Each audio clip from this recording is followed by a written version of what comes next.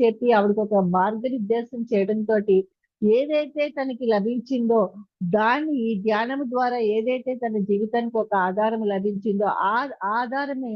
అలాంటి మహిళలు ఎవరుంటారో వాళ్ళందరికీ కూడా అందించాలని చెప్పేసని ఆమె ఒక దత్తక్షేత్రం లాంటి ఒక పిరమిడ్ కట్టి, ఒక కార్యక్రమాలను నిర్వహిస్తూ ఎంతో మంది మహిళలకి స్ఫూర్తిదాయకుగా ఉన్నారు అని చెప్పేసనంటే, అటువంటి శ్రీమూర్తులు ఎంతో మంది మన ఒక పిఎస్ఎస్ఎంలో ఉన్నారు. మరి ఇటువంటి శ్రీమూర్తులందరికీ ఆదర్శము మనకి సావిత్రి మాత అయితే, పత్రి సార్ తల్లి. అలాగే మనకి స్వర్ణమాల పత్రి మేడం కూడా ఒక ఆదర్శ మూర్తేననమాట. ఎందుకంటే మనకి